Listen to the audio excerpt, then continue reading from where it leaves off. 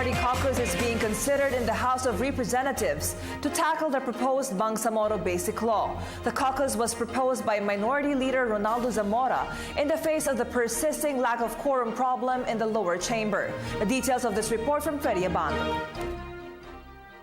It has been a daily grind for the leadership of the House to address the lack of a quorum that continues to undermine the approval of the draft Bangsamoro Basic Law. Only 8 session days is remaining in the legislative calendar of Congress for the draft law to be passed. Although the opposition has reservations for the Malacanang-backed measure, House Minority Leader Ronaldo Zamora urged the leadership of the House to convene an all-party caucus soon to review the draft law and find out what are the controversial provisions to be amended so that the measure will be approved before the Christmas break. One is the opt-in provision, which has been a major concern for members of the House from Mindanao, that their respective congressional districts will eventually be absorbed by the Bangsamoro Autonomous Region in the future. I think we should now sit down, take a look at the individual provisions of the BBL and work out something. But the last thing that we in the minority, and I'm certain the Speaker himself, the members of the majority themselves, would want to see is a bill passed in this Congress rather than having to wait for another Congress and another bill, which may not be even as good as the bill now being proposed.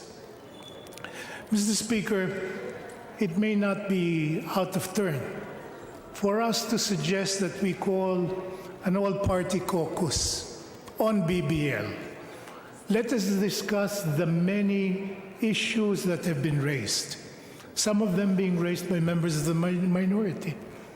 I would like, for instance, to raise the question of the opt-in provision in BBL. House Committee Chairman on Muslim Affairs Congressman Tupay Loong called on the President to certify the proposed Bangsamoro Basic Law as a priority measure to fast-track its passage. Yesterday, Budget Secretary Florencio Abad pushed for certification to boost the approval of the draft law. I'm still hopeful. Why? Because we still have 8 days more to go.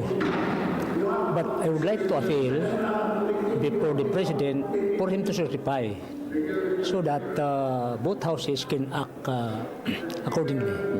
Now, if the President will not interfere, I have my own personal reservation. I am doubtful this Bangsamoro Basic Law might not be able to pass this during this administration. The passage of the Bangsamoro Basic Law will implement the peace agreement signed by the government and the Moro Islamic Liberation Front in March of 2014. Deputy Speaker Pangalian Balindong stressed the time has come to end the Muslim rebellion in Mindanao. Balindong stressed war has brought so much suffering for the conflict areas in the proposed core territories of the Bangsamoro Autonomous Region. The guns of war has been so costly for government, lost economic opportunities and casualties of almost 1 million from the time the conflict started in the early 70s to the present. Hundreds of billions of pesos in economic losses. Hundreds of thousands of lives lost and displaced. How much more costs are we willing to endure? Will our delayed action on the passage of the BBL today lead to more costly losses in the future? Given this context, Mr. Speaker, distinguished colleagues, given the fact that we are now on the tail end of our terms, can we afford further delays in the deliberation and passage of the BBL? For the People's Television Network, this is Freddie Abando reporting.